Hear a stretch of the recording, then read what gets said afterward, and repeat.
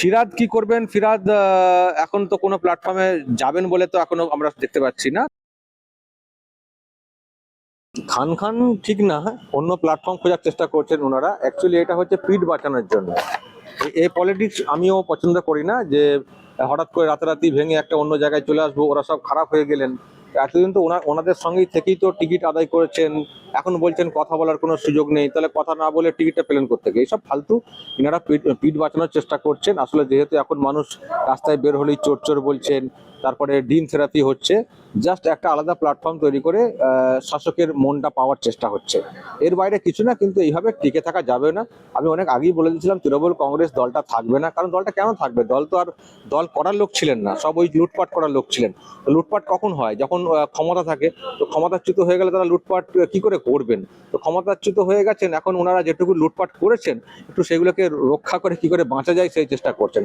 তাহলে এটা এই আর কি, খান খান বা নতুন করে একটা কিছু তৈরি হয়ে গেল, ঘটে গেল, নতুন নতুন তৃণমূল, এগুলো আমি বিশ্বাস করি না। সবই একটা টাইমের জন্য, দেখবেন সব চিৎপটাং হয়ে যাবে। মানুষের ঘৃণা প্রচুর। বিজেপি দেখো, যে কোনো দল অন্য অন্য দলকে দুর্বল করার চেষ্টা করবে, এটা নিয়ে কোনো না, এটা এটা একটা পলিসি থাকে যে কোনো পার্টির। কিন্তু একটা দল মানে ষড়যন্ত্র করলো আর করলো, আর ওই দলটা ভেঙে চুরমার হয়ে গেল, এটা তো হয় না। মানে তৃণমূল কংগ্রেস এমন ভাবে নিজেদেরকে এস্টাবলিশ করেছে যে মানুষকে প্রশ্ন করলে 10 জনের মধ্যে 8 জন বিরুদ্ধে কথা বলেন। সুতরাং এটা ঘৃণা সব থেকে বেশি। আর অন্য দল সবসময় দুর্বল করার একটা কৌশল নেবে, কিন্তু সেটা ম্যাটার না, ম্যাটারটা সব থেকে বেশি হচ্ছে ঘৃণা। ফিরাদ কি করবেন? ফিরাদ এখন তো কোনো প্ল্যাটফর্মে যাবেন বলে তো এখনো আমরা দেখতে পাচ্ছি না। তবে ফিরাদেরও চাপ আছে, ওনার বিরুদ্ধে প্রচুর অভিযোগ আছে। এমনকি ওয়াকফ সম্পত্তির মানে এদিক ওদিক থেকে শুরু করে অনেক অভিযোগ আছে। উনিও চাপ ফিল করছিলেন যে কি করে কি চলবো, কি করে কি চালাবো। তো উনি সরে এসছেন, কিন্তু সরে আর কি করবেন? তৃণমূল কংগ্রেসে ফিরে গিয়ে তৃণমূল কংগ্রেসের ভবিষ্যৎ তো কিছু নেই। আর উনি তো বিজেপিতে যাবেন বা অন্য কোথাও যাবেন, বা গেলেই ওনাকে নেওয়া হবে সেরকমও কোনো ব্যাপার না।